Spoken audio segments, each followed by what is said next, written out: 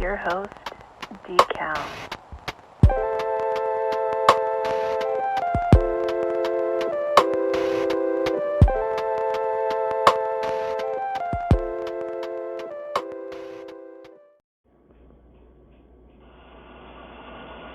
Stop stalling and start miling. Mile.today. That's MILE.today. Mile today. Make it look easy.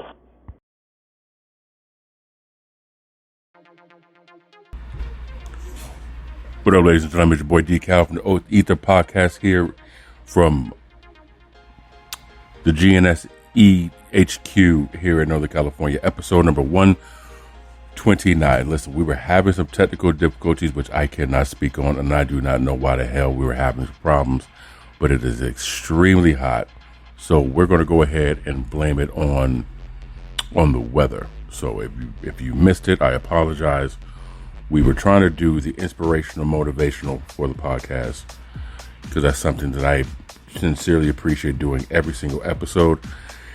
And we were doing a shout out. So let's go ahead and do a take two on this. So the shout out that I wanted to give is I heard a story last week regarding a law enforcement officer in the state of Georgia.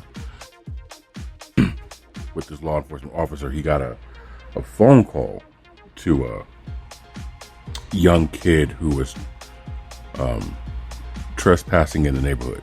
So law enforcement officer went and checked everything out, talked to the kid, and story goes, he's the eldest of, I want to say 5, but he was going old school, going door to door in the neighborhood and asking people if he could cut their lawn so he can make money to buy his siblings some school supplies, because school's coming and family's poor, so he's trying to be the man of the house. Story goes that the officer was moved so much that he went and got the kid some supplies for him and his siblings. So I didn't get the name of the officer, but I just wanted to make sure that, hey, give a prop what prop is due, because there's so much going on in the world where law enforcement gets negative feedback, not enough positive feedback. So I wanted to, at least on the E.I.T.H.R podcast, give credit where credit is due. So that's what the story I was trying to get to on the initial shout out that we were doing on before the technical difficulty. So inspirational, motivational, we're gonna go like this, and there's something that I posted not too long ago. It says, "The man who asks a question is a fool for a minute. The man who does not ask is a fool for life." And that is a quote, it says, from Confucius. And that is very, very important because, especially in today's world, we live in a generation where everybody knows everything, especially about the shit they don't know about. So when it comes to asking questions on things that you are uncertain of, people tend to get a little embarrassed because they don't know the answer. Trust me, the people who are mocking him and making fun of you, they don't know either. They're just making fun of you so they can feel better about not knowing. So when you get the answer to the question that you asked, they're going to hear it as if they knew it the whole time. It's a very childish, petty game, but it's something that's been going on for ages. So if you don't know something, don't be too proud to not ask the question, because that embarrassment of not knowing is temporary until you find out. And then when the person who doesn't know refuses to know the information, well, they're the bigger fool. And there's another quote that I'm going to say, and then we can go ahead and move on to the thing that I want to talk about. And it goes, person who cannot read has no advantage over the person who does not read. or the person who does not read has no advantage over the person who cannot read. So, it's information is good. Because it doesn't agree with what you believe doesn't necessarily make it right or make it wrong. It just gives it a different perspective. And unless you are the content creator or the origin of whatever the story is, there's a great chance you're not going to know the true story. So kind of take everything with a grain of salt. Believe it or not, it's irrelevant. But at least hear everything out, or at least be willing to hear somebody out. Because you never know. They might be saying a piece of the puzzle that you were missing, and then you can fill them in on the rest of that. So I just want to go ahead and give that inspirational motivation to anyone who has a question on anything or what it is. Ask the question, and it's very crucial too that you ask a credible source. Don't ask someone who knows as much as you, because they're probably in the same boat you're going to be. So, let's get right into this story.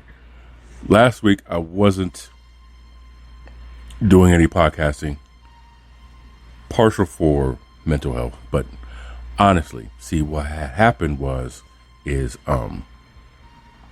I bought this new SD card, right? Because everything I'm doing right now for the podcast is off my phone. So I was doing, trying to transfer everything from my internal memory to the SD card, and your boy wasn't able to kind of figure how to figure it out from the phone, how to transfer all the songs that I had. So what I thought I was doing right ended up fucking everything up. So there was about nearly 900 instrumentals, beats that I created,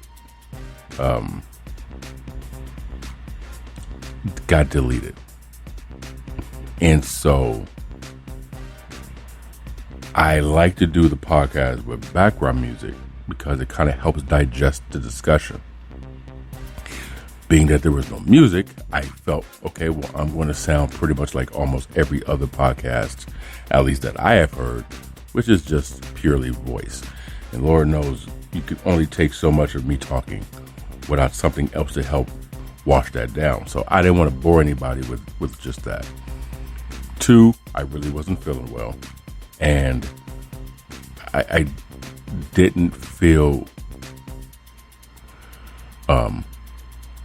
good enough to put any content out there, especially if I wasn't really rocking health-wise. And so I was like, this is too much. Just come back and find another week. So here we are today. That's the reason why last week you didn't get any episodes on the ether, but any new episodes. But I do appreciate those who continue to listen, continue to download. I do appreciate that. And so we're going to do our best to keep it consistent this week and moving forward. But that's the reason why. So I was able to figure out how to get around the hurdle of not having the music. So I just got to go a few extra steps back in, re-download it. And it's going to take some time, but I love having my playlist in the background, courtesy of G&S Entertainment. Speaking of entertainment, last week Cardi B. So she was doing, she was having a performance. She was performing, and as she goes to do her thing, somebody threw what appears to be water from a water bottle at Cardi B. They didn't throw the water bottle. They kind of just had the water bottle in their hand and kind of flicked the cap in at her. So whatever the liquid was in the bottle got on her, like you would do in a low budget water fight. So Cardi was kind of taken aback. And then she took a step forward and threw the microphone. Now, people say she threw the microphone and hit the wrong person. Some people say she threw the microphone and hit the right person. The person who threw, I believe they were escorted out. Funny thing is, the music kept playing in the background. So we're going to get on that lip syncing topic a little bit later. But regardless of what you think of Cardi B, whether you think she's extremely talented, whether you think she's talentless, that's irrelevant. Because it's all subjective, it's all opinion, right? Cool. We can at least agree on that. I'm not a fan of Cardi B. I'm not knocking her hustle. I'm just not a fan of Cardi B. There was a post I saw, Cardi B makes music for women who steal or shoplift at yard sales. And I kind of agree with that. Speaking of women who shoplift at yard sales, I want to give a shout out to my homegirl Gia. I'm sure she's listening. I don't know why that made me think of you, because you just seem like that kind of woman. So anyway, the point that I want to make about Cardi B, whether you appreciate her music, her art or not, I said this when Jay-Z and Beyonce were performing a year or two ago, and as they're walking off the stage, I don't know where the hell security was, but somebody hopped up on stage after them, not in a dangerous way, like a fan, and dude walked up behind Jay, put his hand on Jay's left shoulder, like, hey, let me talk to you right quick. Security was just dumbass slow. You would think there was no security there. I remember having a conversation with somebody talking about Jay was, pressing charges against the person for touching his body and so on and so forth. And a friend of mine was having a conversation about how petty he is to do something like that. Like, all the money he got, he gonna press charge against somebody. I'm like, look, man, you don't know what dude's intention was. And if you are that value and some random person comes up, you have to think about your safety, right? From a distance of so many thousand feet from our phones and laptops, it appears that it was harmless. Cool. But how many of y'all would really want someone walking up on you, putting their hand on your shoulder at the grocery store? Oh, that's different. When you walk into your car and putting your groceries in your car, or coming back from the ATM. Oh, it's different? Okay, cool. And when you are a larger stature, a person of note, there's a higher risk of something happening to you. So I remember saying it's only going to get worse at this point. Fast forward, there was a situation where somebody had got on stage and started giving MGK the business, because this is like right after Eminem had dropped Kill Shot. So MGK had a situation with a fan on stage. Fast forward, there was a time more recently, another example. If you guys remember, Baby Rexha had somebody throw, what was it, a phone or something at her, and it hit her in the eye. And the guy's reasoning for it, his justification was, well, he thought it was going to be funny. So here we are in a situation with Cardi B. I remember saying back with the Jay-Z situation that, man, it's getting a little out of pocket with people feeling comfortable to do things to these celebrities. And when the Baby Rexha situation happened, I said, this shit's cute for the person who's doing it, because you're about to get talked about and make some memes and get a video and, become a topic. But now you're putting artists in a situation where they don't feel comfortable and or safe to do something. So fast forward to the situation with Cardi B. What do you think this is going to do for artists who are going to want to perform at that city, perform in that town, perform in that area, perform for that crowd? there's a high chance, bro, like they're now going to charge more because you got people throwing shit at them. Because why? Because you don't like Cardi. Listen, like I said, I'm not a fan of Cardi B, so I won't go to her concert. But I'd be damned if I despise the woman enough to where I'm going to throw something at her. That don't make no damn sense. Why? So now you got situations like I said with Baby Rexha and MGK, and I'm sure there's a bunch of other artists that we don't know about. Cardi was the first one that I know of who actually did something back to the person who, quote unquote, assaulted. I know someone's gonna say she didn't assault her. Cool, whatever. Someone threw a substance at the woman while she was performing on stage for her. And Cardi's the first person to retaliate. So now my thing is, don't be surprised at one of these concerts if someone decides to get cute with one of the artists. These artists are going to clap back themselves because they're tired of it. Some of these artists, a lot of people don't realize, is they come from the streets too. So their mindset. Matter of fact, didn't 50 have a situation too on stage where someone did something to him? Now that I remember.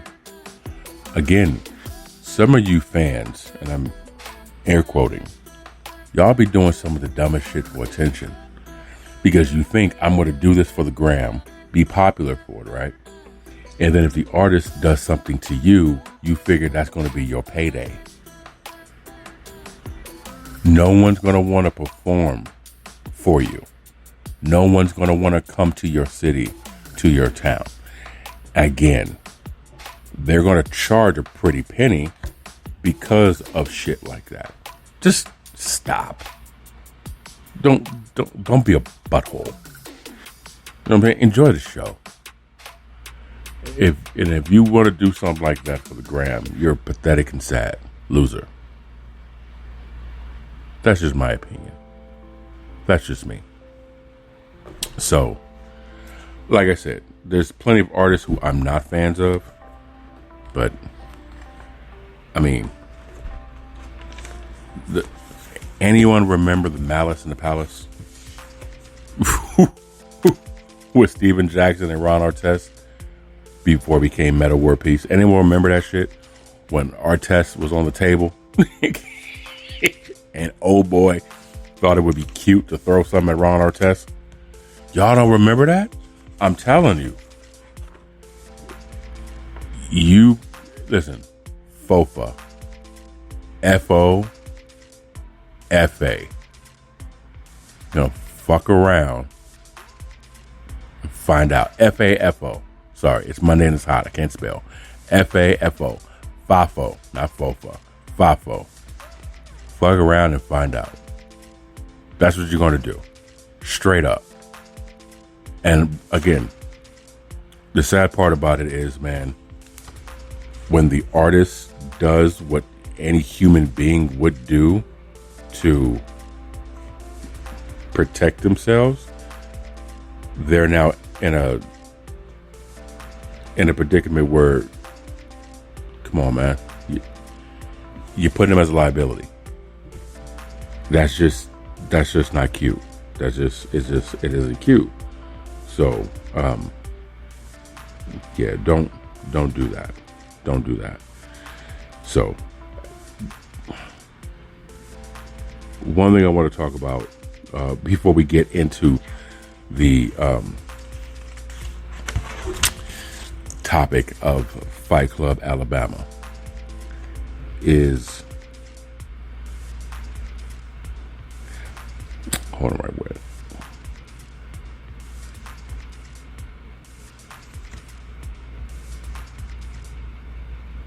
Okay.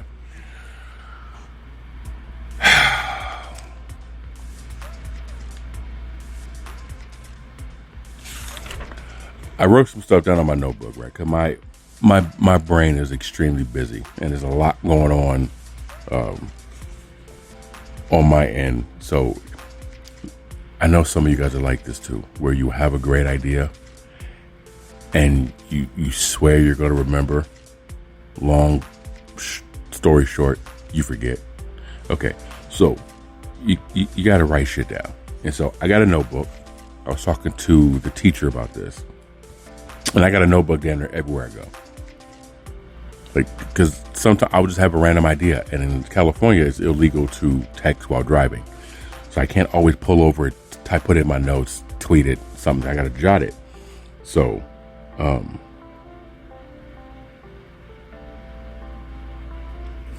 I wrote this down, and I think some of you guys definitely need this. Energy, vibe.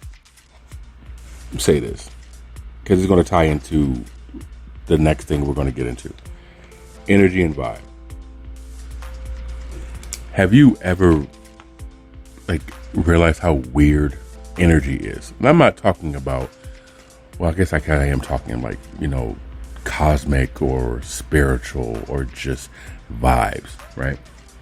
It's really, really weird. Like, there's a situation where when you get just this feeling about somebody and you really don't know how to put your finger on it, but it's just one of those things where you just know. And I'm sure everyone has that coworker or that relative or a situation where it's like that, right? And you try to justify it or clarify it, and for whatever reason that feeling just doesn't go away, right? That's what's going on with me. Like, there's some people that are in the picture, and just the vibe is very it could potentially get violent. And I'm highly aware of the situation, so I try to make sure that everything is approached and dealt with, on an even keel. But then you have some people who deliberately try to provoke and try to antagonize because that's the world that they know. There's a reason why your intention, your energy may be off when you're around that person, or somebody just super petty, or somebody just tries to pressure buttons. If you ever have a situation like that, best thing you can do, if possible, is steer clear of that person. Now, if it's somewhere where you have to work, I clearly highly suggest, not so much go to the manager. I'm not saying that. I'm not saying don't be a Karen. But what I'm saying is, have you ever tried approaching that person that you had a problem with and kind of let them know, yo, here's the situation. We need to address it. So, we can move forward and be cool. And if you've done that and that person still continues to do things to provoke because they think it's funny, you have to know yourself. And I've always said this for the past 10, maybe 15 years. I said, whatever move you do when you're dealing with someone that bothers you or angers you or irritates you, whatever it is you do, you have to be willing to take the next move forward, right? So let's say you get into a situation where someone makes you upset and they anger you and you get pissed off. Okay. And you start yelling. Before you start yelling, ask yourself, if I start yelling, am I willing to take the next step after that? Because if yelling is where you stop, someone's going to recognize they're not going to go no further than this. They don't want any smoke. I've learned that if you're willing to take the next step forward, proceed, but be aware of the consequences. I've learned this from those in experience and those with experience. If I'm going to talk to you, I'm going to have a conversation with you. The moment I begin to yell, that means talking didn't work. So now we're at this point of yelling, hollering, screaming, right? Fighting words, as some people would say. Okay, well then you have to understand that if this person still doesn't get it, are you willing to go the next step? Which may be something that could get you in trouble. If you say, you know what, I'm not willing to go that route, fall back and remove yourself from the situation. Because you already know this didn't work, this didn't work. The next thing, I'm not trying to go there, right? If the next thing is something you're like, you know what, there's no other option, I got to do this, more power to you. But I can almost guarantee you that should always be your last resort if the next step is going to be something physical, right? Try to avoid anything physical, especially if you have something to lose. Try to do your best and find another outing. Earlier I said, don't be a Karen. No one likes a Karen. If your name is Karen, I'm sorry. It's not, no one likes you. It's just your namesake. If you're at work, now you have to talk to like a lead or a supervisor and say, listen, I'm having a situation with a coworker. I'm not going to say her or his name, but here's the situation. So what do you recommend me do? And if it's a supervisor or a lead or somebody that you trust and you're cool with, get their advice, get their suggestion, take their lead. Okay, cool. We're going to go that route. If you're able to avoid it. Because some people, like I said, they will try to provoke you into losing what you got. Because that's what they need for them to advance. Don't do it. Whatever you do, don't do it. Unless it's a last resort and you have no other option. I'm doing my best to avoid a situation because I understand that the person that I'm having an issue with, this particular person, they're with the shits. And they probably ain't got much to lose, so they really don't give a fuck about going back somewhere. I got too much to lose, and I have a whole hell of a lot more to gain. So I'm not trying to go back anywhere. So be smart, be an adult. If you can avoid situations, avoid situations. But again, it's interesting how energy works, because most of the time the energy that you're feeling about somebody, that shit comes true, right? It's wild how that comes true, but in fact it is. It's people say gut instinct, female intuition, whatever you want to call it, bro. Just be smart about it.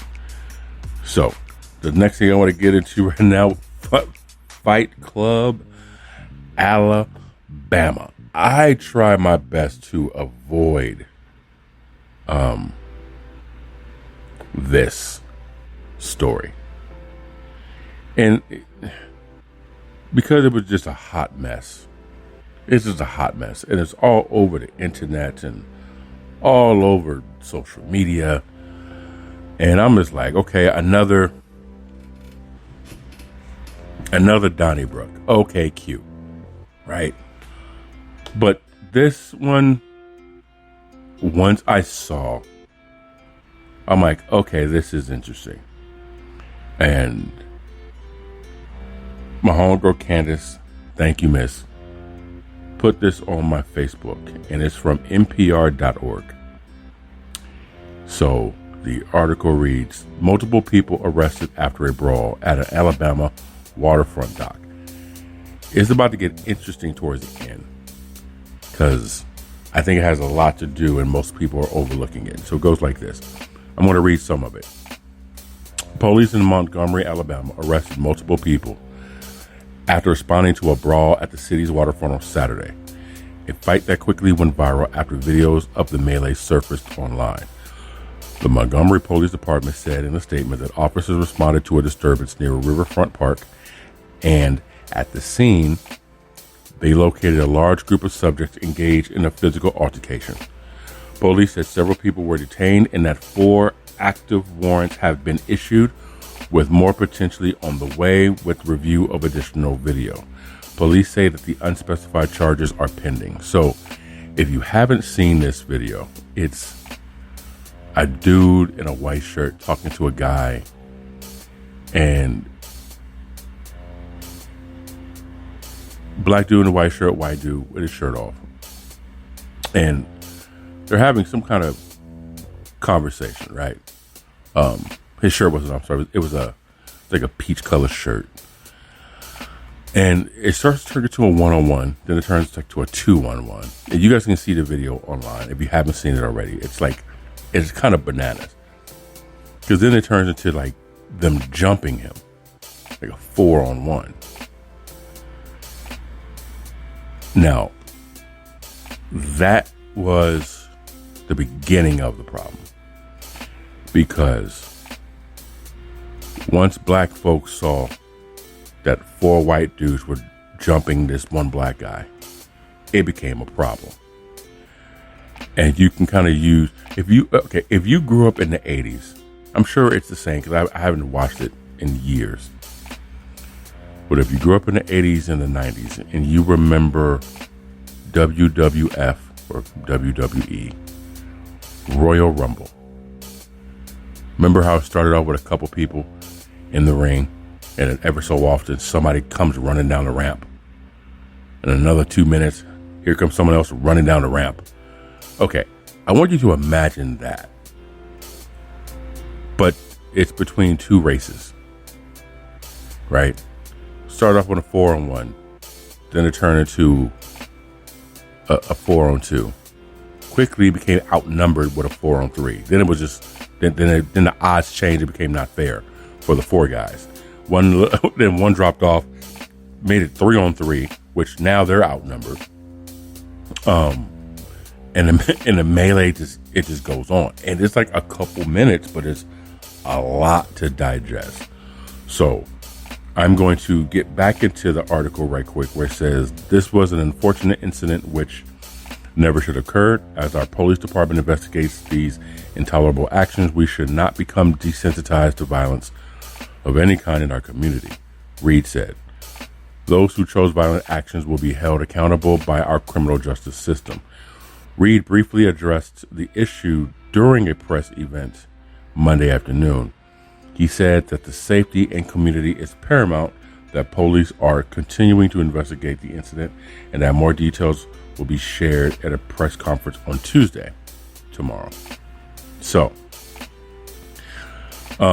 somebody took a picture, or not a picture, but a video of it, and it goes like this. There was an all-out brawl in Montgomery yesterday. This is the beginning of it. It's 1 minute and 26 seconds on this article. The man in the white shirt is a dock worker for the city. According to several people present, the white guys had been told to move their pontoon. I don't know what that means. I'm guessing some type of a boat. So the city's riverboat could park. Then this. So basically, the dock worker, the guy in the white shirt, was telling these guys they got to move their boat. And in the video, you kind of see him point at something, which appears to have been the boat he was letting him know. Here it is. So it goes. Alabama political reporter Josh Moon shared video of the fight on X, the social media platform formerly known as Twitter. It shows that the incident appears to have been started by a group of boaters who had docked their pontoon boat in a space reserved for the city's riverboat, Harriet 2. Videos show a black man who appears to be a dock attendant working to untie the pontoon boat when he is confronted a group of white men who appear to be responsible for the boat. I literally just read how it was written. It wasn't my bad English. The riverboat's operator did not respond to the request for comment. So he's trying to untie the boat after telling them a couple of times that they got to move. And the fact that he's touching their boat, they now feel violated, and they go to approach him. While the attendant was pointing to the riverboat making its way to the dock, one of the white men became visibly agitated before striking him. One man appears to try to break up the attack, which is like the second person to make it 4-on-2. He was literally trying to de-escalate the situation, but you can tell that they weren't, the four men really weren't trying to have it. You know, they wanted some of the smoke. They wanted all the raisins in the salad. That's what they wanted. They wanted all the raisins in the potato salad. One man appears to try to break up the attack, but then more young white men sprinted along the dock and joined the fight, then dragging the black man to the ground to continue their attack.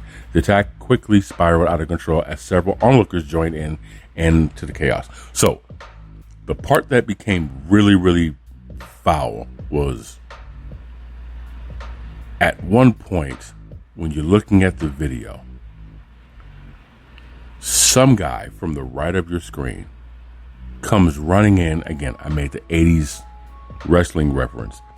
If you remember the Ultimate Warrior, how he would come out, run down that ramp at 45 miles per hour, dive in the ring, run to the ropes, shake the ropes, kick you in the nuts, pin you for 3 seconds, and then run back out. And the crowd's like, what happened? Someone just got mugged and we didn't see it. That's basically what it was like. So dude comes from your right to your left and sprints and comes in with like a flying knee that takes the attendant down. That's when the party started.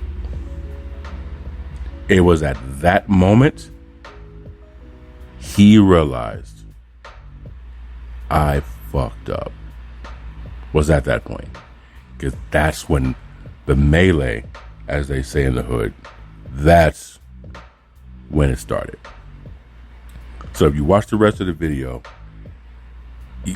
listen, I mean, it was not gender bias.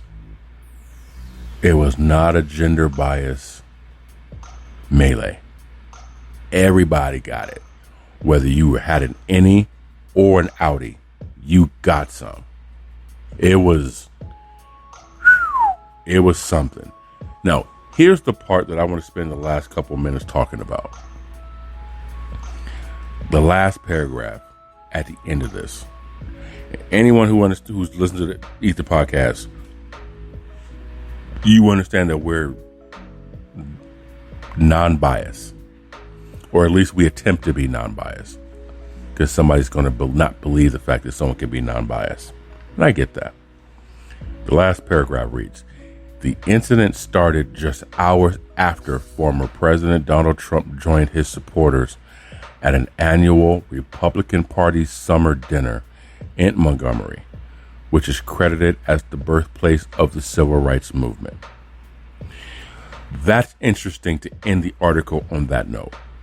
Here's why I say that. I don't give a damn whether you like the dude. I don't give a damn if you don't like the dude. The fact of the matter is, old boy has a boatload of people who follow him.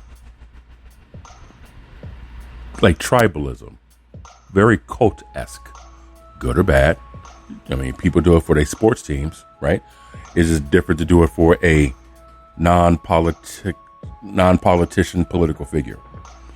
The only issue, well, the main issue, one of the main issues I had with Trump was during the 2020 presidential debate between he and before elected Joe Biden, when asked if he was racist. We all know that Biden has said some things in the past about POCs, especially about his children going to an integrated school. I believe that was something he said back in 1977. We know he says that if you don't vote for me, then you're not black, and he's trying to be cool and jive and hip in today's world. But when you got a past of yours, brother, that just sounds very condescending. I get that.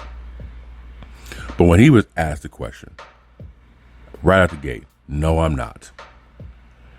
Okay. Whether you believe him or not, he played the game. No, I'm not. Okay. The issue I had that night with Trump was this. President Trump, are you a racist?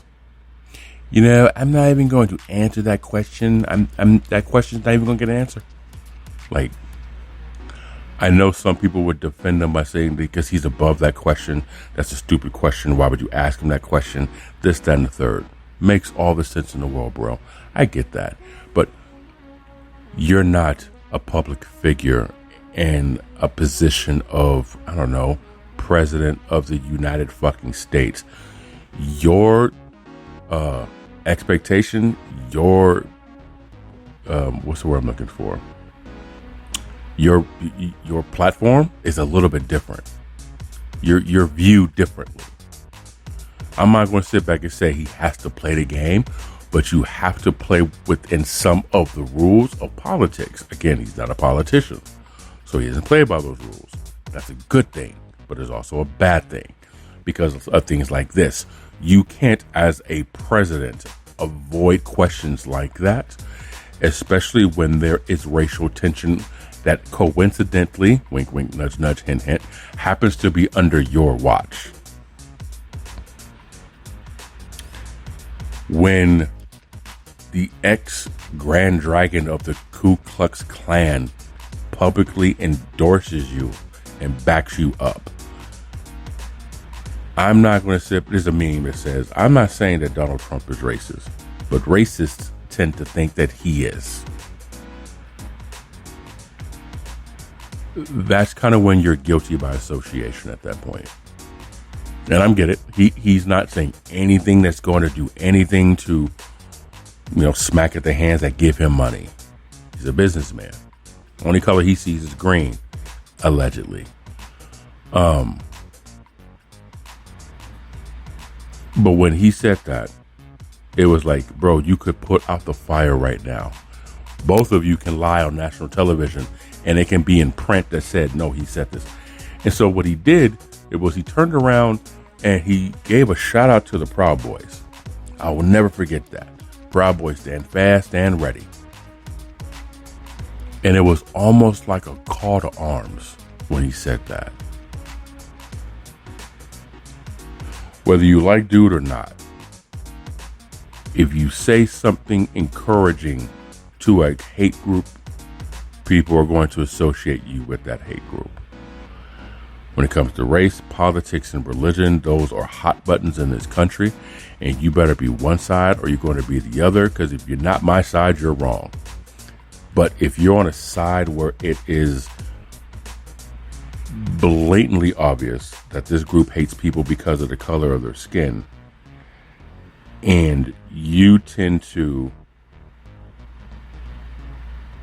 agree with what they're saying, or you don't even de-escalate the situation. So I said all that to say this. The last paragraph makes mention hours before this happened, there was that summer dinner. So there was a gathering. I hate using that word, but there was a get together. It was a gathering, right? How many of you guys have ever listened to a song that gets you amped up, that gets you pumped up? How many of you ever listen to motivational speak videos on YouTube or on your podcasts? Or how many of you guys have ever listened to something that's uplifting, encouraging, gospel music, whatever the case may be, to get your mind right, to get your soul right, to get your thinking into a way of thinking? How many of you guys have ever done that? Beautiful. So I want you to take the temperature of what it is publicly, generally believed to be when a Trump gathering happens. What is that dynamic? Am I saying all like that? No. Listen, my homegirl Jay is a Trump supporter.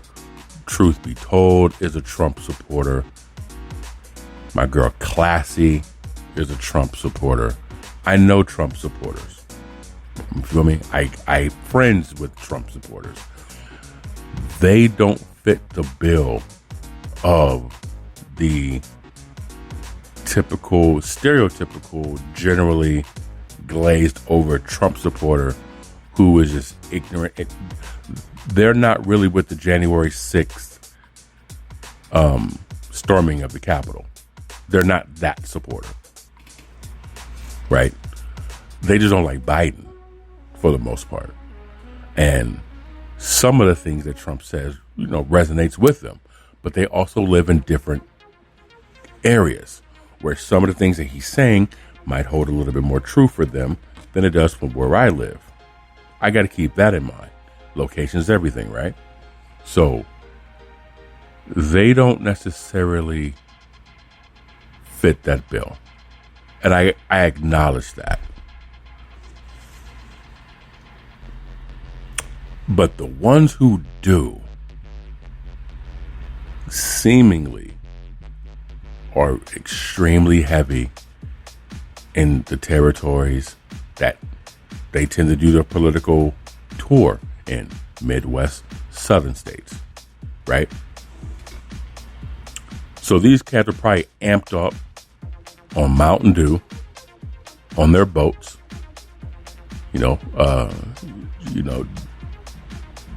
Trump Christ was speaking gospel to them, and he got everyone riled up, and they heard the word, and the word was Trump. And then you see this boy touch my pontoon boat.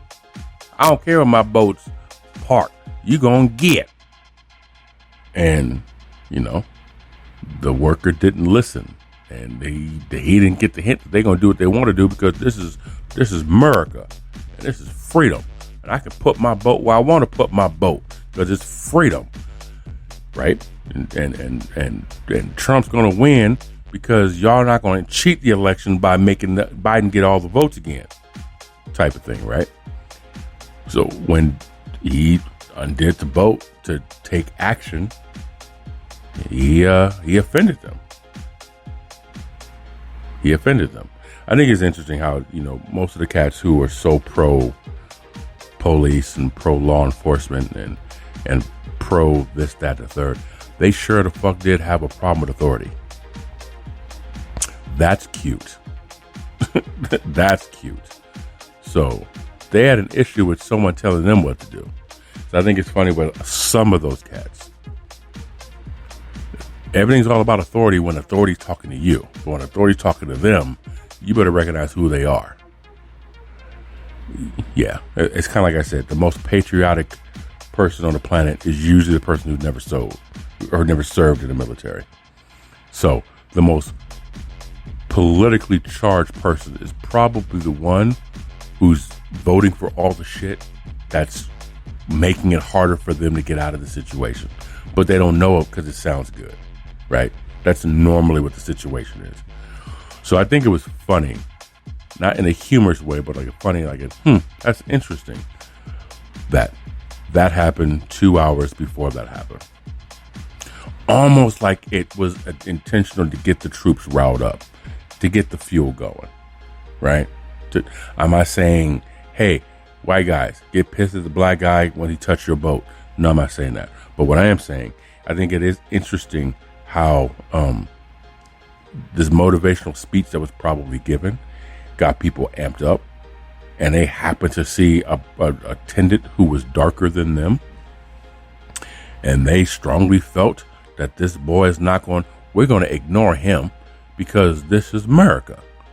And they did what they did, and then next thing you know, 4-on-1 was a fair fight. 4-on-2, we can handle this. But then 4-on-3, those four were outnumbered. 4-on-4, one of the four dropped off, and now it became 4 black versus 3 white. Then when that happened, the 3 walked away. And I do think it's kind of interesting how when people who think like those guys, when they outnumber you 4-1, they want to whip your ass and teach you a lesson. But then when it becomes 4-on-4, now they want to talk everything out. I think that was kind of cute, because they walked back once it was 4 of them. and 4 became 5. Now the tables are turning. Then they all go back to their boat, and now they want to discuss the matter at hand. I just think it's kind of funny when cats who are so used to dominating a situation, having the upper hand of the situation, that once that ground becomes level, their footing is just as good as your footing, or your footing becomes as good as their footing. Now all of a sudden shit's not fair. I think people need to take a look at that.